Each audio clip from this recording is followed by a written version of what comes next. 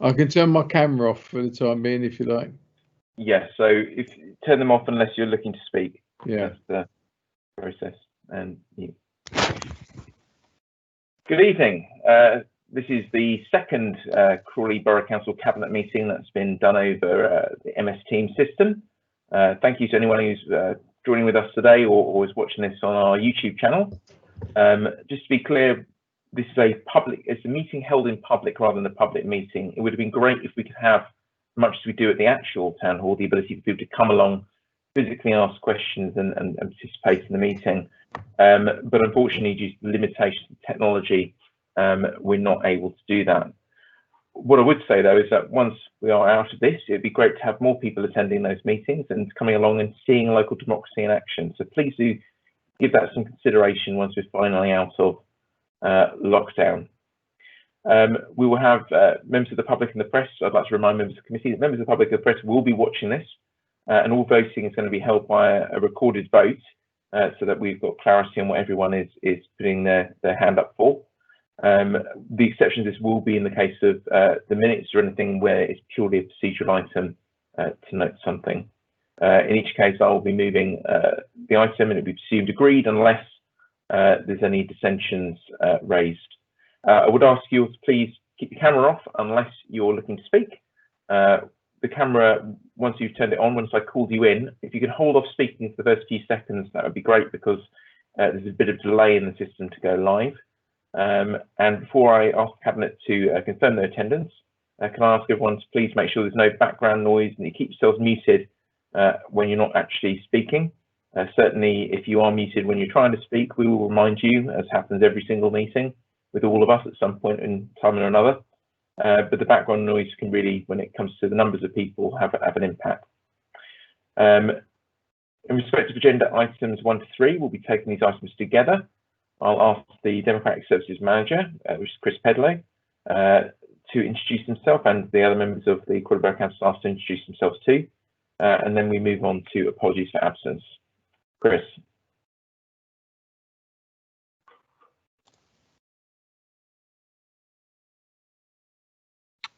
Good evening, I'm Chris Pedlow, Democratic Services Manager, and I'll be assisting the leader in this meeting. I will now ask each of the Cabinet members in turn to confirm they're in attendance, the ward they represent, their portfolio, if they have any declarations of interest, and if they approve the minutes. We'll start with Councillor Ian Irvine.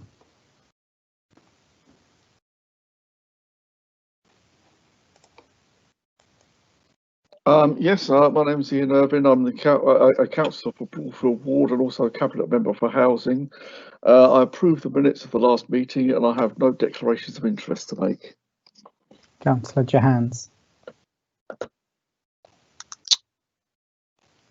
Hi, yes, Councillor Grinda-Johns, represent Northgate and West Green and cabinet member for environmental services and sustainability.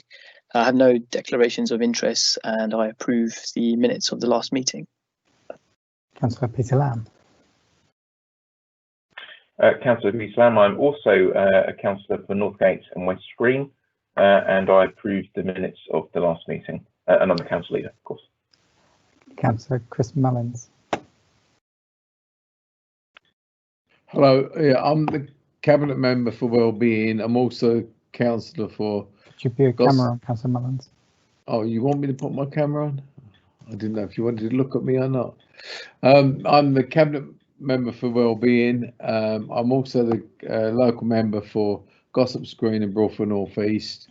I agree the minutes and have nothing to declare. Councillor Peter Smith. Good evening, Councillor Peter Smith, representing Ifield and Ifield West. I'm the Cabinet Member for Planning and Economic Development and the Deputy Leader. I have no declarations of interest and I approve the minutes of the meeting of the 24th of June. For record say, Councillor Brenda Smith has sent her apologies for the meeting, and also on the call there is Councillor Duncan Crowe and Councillor Tina Belbin. And if either of those have a declaration, please make it now. Please indicate now. Otherwise, Chair, it's over to you.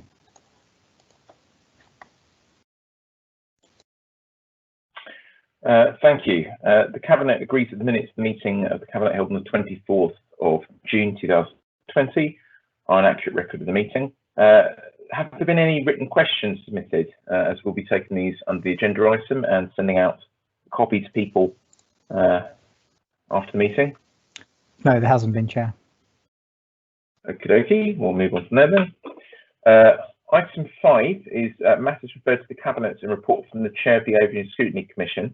As in a real Cabinet meeting, instead of taking it all in one go under this item, we'll hear back from the feedback we got from that committee under each of the items. So when it comes to each of the reports on the table, I'll be calling in the Chair of the OSC to report back at that stage.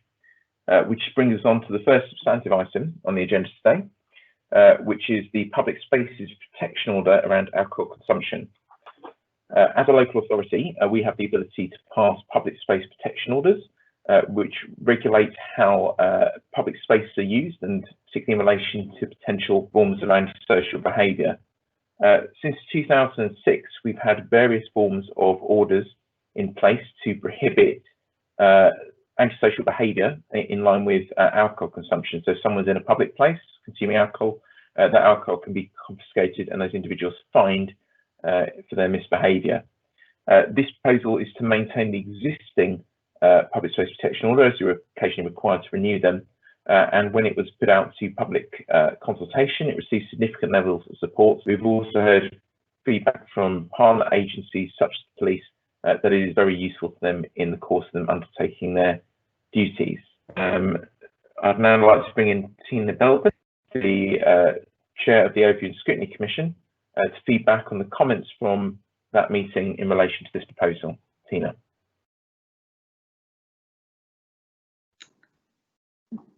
Thank you, Chair. You've got the comment sheet obviously in front of you, but for the members of public that are out there listening, I'd just like to say the OSC was 100% in favour of this PSO, as it's replacing a current one. It's sad to note that we need this more than ever, that antisocial behaviour is on the increase with people celebrating the easing of lockdown. I think perhaps in the future it'd be interesting to have a little bit more facts as to when this antisocial behaviour happens during the day. And that's just a summary of what OSC we recommend to Cabinet that this report is adopted.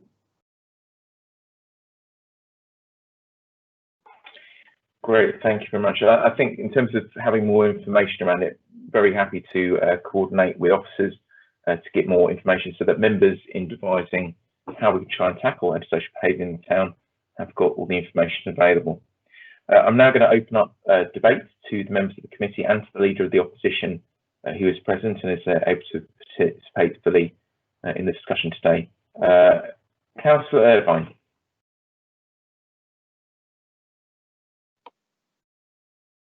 Thank you, Peter. I did listen to the discussion at the Overview and Scrutiny Commission the other night. I thought it was a very good discussion, and I'm glad that they're supporting us on this. I'm also very glad that this is a recommendation which is going to council, so the whole council will vote on this. I think it's important that when legislation is brought in, that it gets the widest possible franchise, and I'm quite sure that Lindsay Hoyle would approve of that. I don't have a specific question because this has been out in the press tonight, and in 5.1 there's various hotspots mentioned as to where there's particular problems with drinking, and I think that there are many people in Broadfield who would feel surprised that Broadfield Barton doesn't get a mention in that list. And I'm just wondering, is that because Broadfield Barton is privately owned and therefore doesn't come under the public space protection order, or is it just, the whole list can't be exhaustive? But I do think that there are people in Broadfield that would be would want to know about that.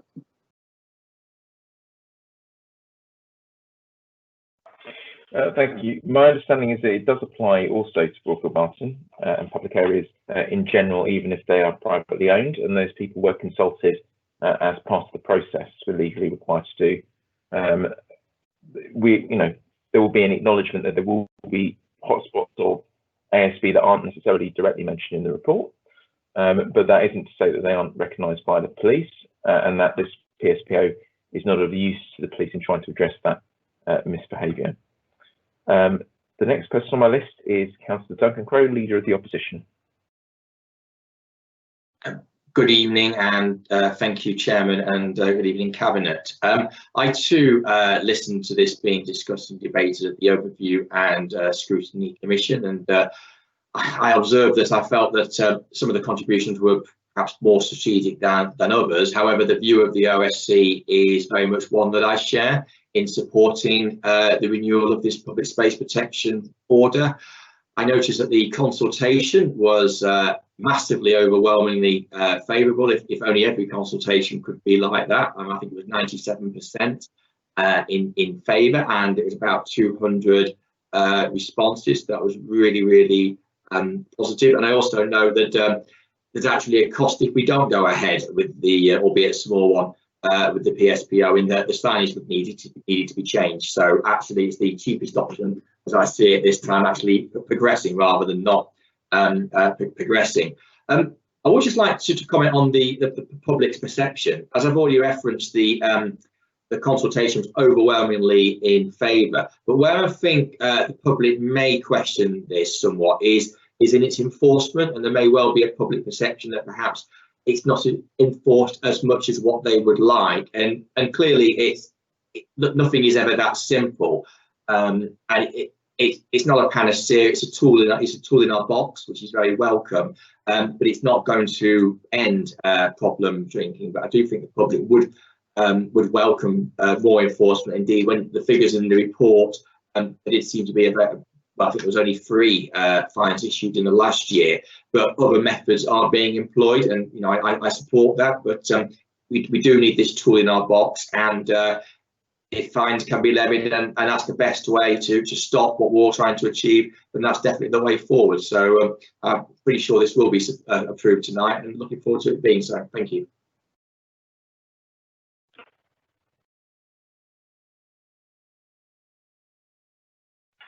I next have Councillor Peter Smith, Deputy Leader of the Council. Thank you, Chair. Yes, I welcome the renewal of this PSPO. I think it is extremely popular with residents, and they don't like to see these problems occurring, whether it's in the neighbourhoods or in the town centre, and they recognise that the council needs to take action, and this is the right action to take. I'd also like to say that I think it's good that the council actually applies the PSPO in a way that I would describe as sympathetically, because we need to help people that are causing problems rather than slapping fines on them, certainly as the first line. So very pleased to see this coming forward, and I hope that I'm sure the Cabinet will approve it, and I hope that the full council will as well. Thank you. Next is Councillor Grinda-Johns. Thank you. Just really to echo much of the comments that have already been said, really, that it's really positive that there is such massive support to renew this PSPO. I think it's particularly important when we consider the fact that year on year, after the last 3 years, alcohol-related crime has been increasing. There are some significant hotspots there mentioned in the report. So I'm really glad that the OSC received this and welcomed this, and the Cabinet hopefully will approve. I'm sure it will, and also happy to hear what the Leader of the Opposition has been saying for this, and I'll be supporting this.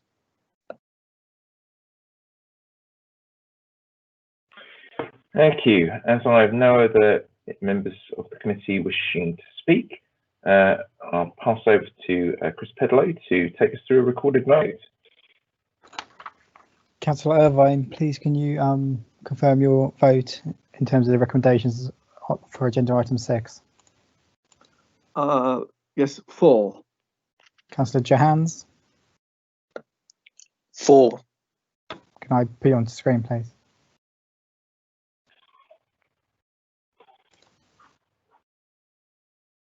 Okay, Councillor Lamb, come back. I vote in favour. Councillor Mullins, In favour. Councillor Peter Smith, In favour.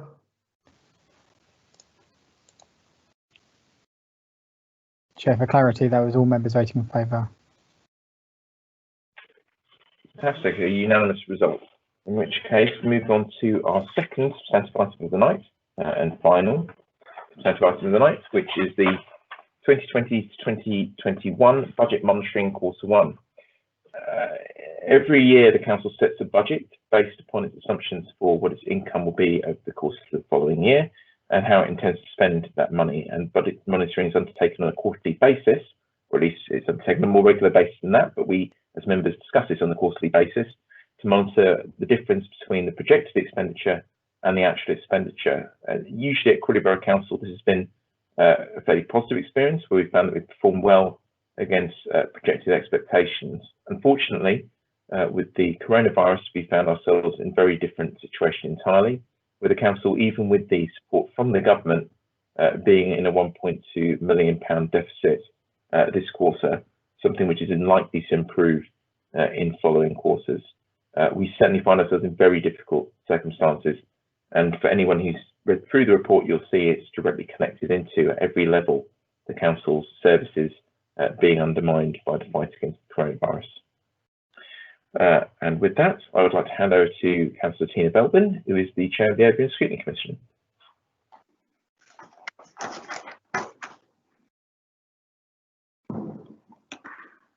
Thank you, Chair.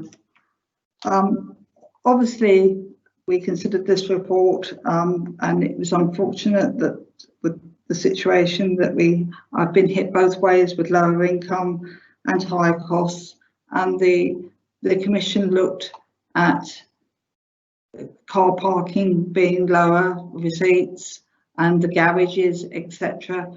But the main thing that the Commission seemed to be focusing on was the report itself in terms of variances and how it had been changed with brackets, and this we felt could be made simpler in the future, and I think some of the officers took that on board and agreed with that. So I will pass you back. And certainly the stylistic changes that were requested by members of the OSC, council officers indicated that they were very happy to take forward. It's worth indicating, because I didn't in my introduction, the council is not sitting on its hands over this. The council has been very active reviewing its current expenditure and in trying to find ways to address the budget deficit without undermining people's services. But we have to be very honest with people that the scale of the gap we are now currently facing, there will be a noticeable impact in some areas as we have required to close this gap at such a rapid pace. Councillor Peter Smith. Thank you, Chair. Yes, it's an unusual experience to find ourselves, especially in quarter 1, with such a large deficit. And I think it's the result of a double whammy in a way, because as an authority, we've gone out of our way to help people as much as we can through the COVID crisis. And we've even done things over and above that which is expected of us or required of us. And I think we've been fairly generous in as much as we can. It's a shame we haven't had complete compensation from the government as they promised for some of our costs. I'm hopeful that we will still ask the Chancellor and get the Chancellor to actually make up the shortfall. But nonetheless, that will still leave us with a big hole in the budget. I'd like to thank Karen Hayes and her team for reporting these numbers so accurately to us. And of course, we've had continuous reports during the whole period from her and the team. And I think it is correct to say that the council and the administration is on top of this deficit, and we're working hard to find ways to deal with it. Not something that I think any of us relish, but I do feel comfortable that we we started from a strong position, having had balanced budgets or surpluses for the whole of the last 5 years. It's very depressive for me and all of us, I think, to be faced now with trying to find ways to reduce our expenditure in order to cover this deficit. But nonetheless, I accept the recommendations of this report, Chair. Thank you. And it's certainly worth saying that in the council's current composition, actually, it's very much a cross-party effort to try and find a solution that will deliver the services that the town needs on the budget, which is currently available. Next on my list was Councillor Chris Mullins. Thank you, Leader. I just want to recognise in saying this that obviously this budget is COVID-related budget, and what's happening is in the most difficult circumstances.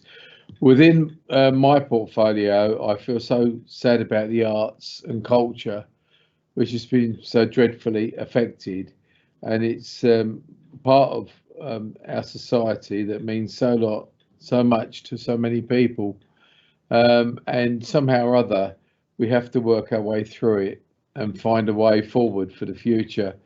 At the moment, there's so much unknown in how things are going to go that it's hard to sort of try and understand it all. But certainly the lockdowns, the closure of the Horth, the running, I mean, I know that a lot of musicians are not working anymore, and people who actually do play music for a living, who now have lost their livelihoods, and really they've not had very much support as well overall, and so it's a sad time for them.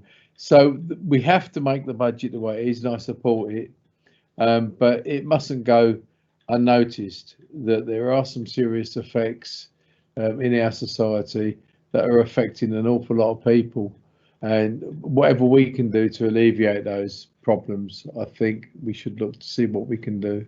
Thank you. Next on my list was Ian Irvine.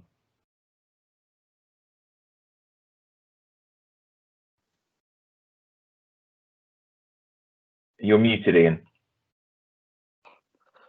It's right. Okay. Right, well, first of all, I have to say I do feel a bit for Chris, because I know the pride he takes in his portfolio and everything that it does for the town. So it's not a great time for him or for any of us for that matter.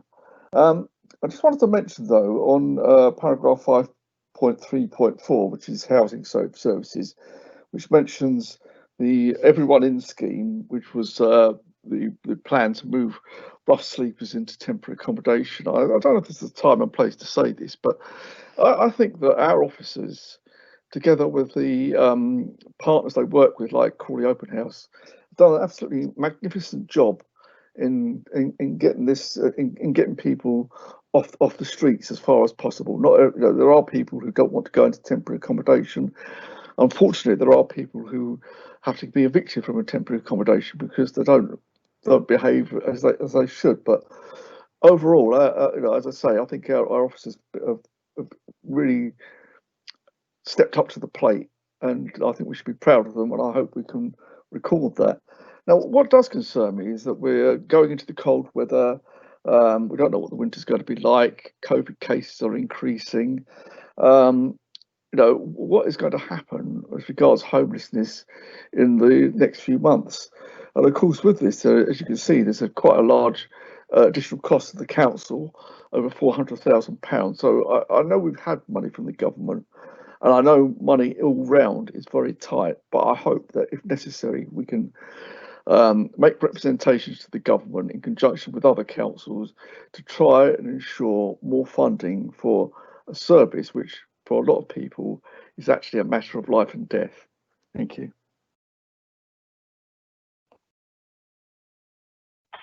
Councillor Duncan Crowe.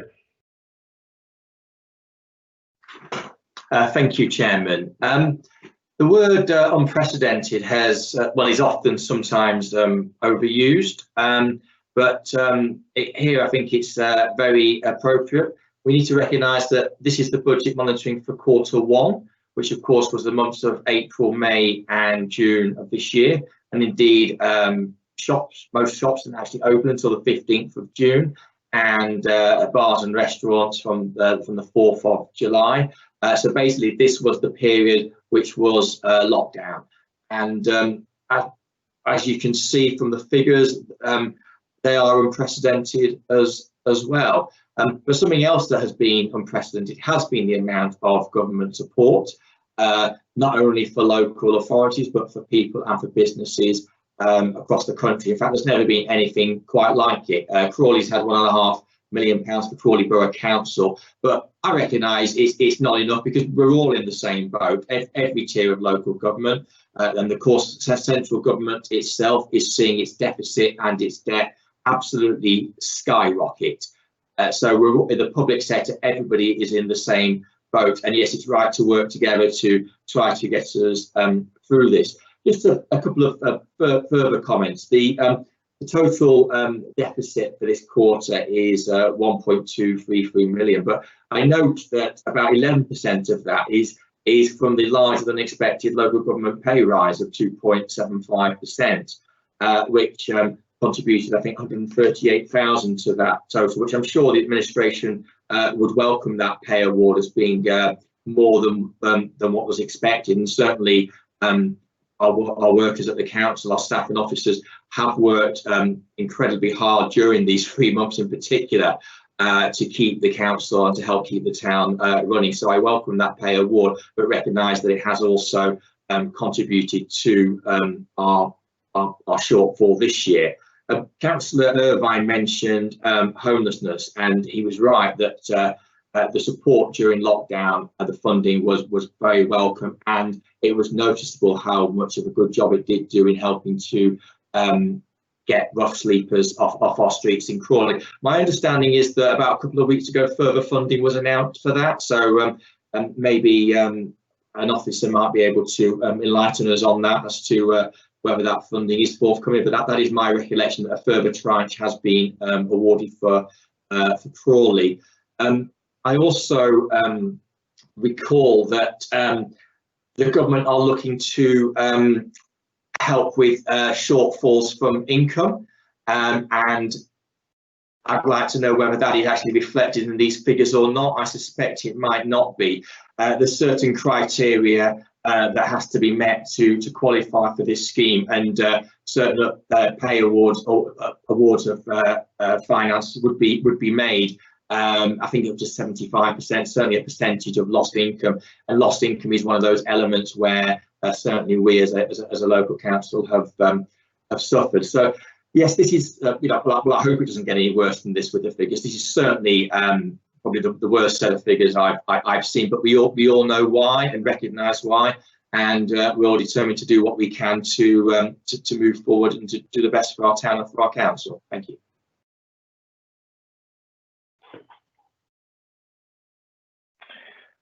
Well, I mean, certainly we have received money from central government to pay for things. The scale is often very different from the level of actual expenditure. So, what we received from central government in terms of supporting those who were on the streets or sleeping covered a couple of weeks of what actually was months worth of expenditure at very high costs. And certainly in terms of moving to the future, we have not had anything like the level of funding required to prop up a sector that is very dependent upon things like leisure activities and parking provision. But we have the head of finance on camera, so if I can pass on over to Karen Hayes to answer some of your questions in greater detail. Thank you, Chair. The sales fees and charges, we weren't aware of that in Q1, so that isn't included in these projections. So hopefully the projections will be more favourable at Q2. Regarding homelessness, we haven't had any notification of any additional income for running costs in year. When we do, we'll report that in the next quarter. Thank you.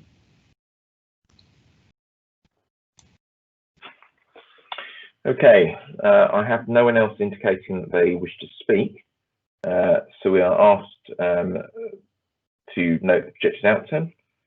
as summarised in the report. As it's a noted thing, I'll just have to confer here with the Head of Democratic Services. My understanding is that unless there's any opposition, that we can move ahead on this report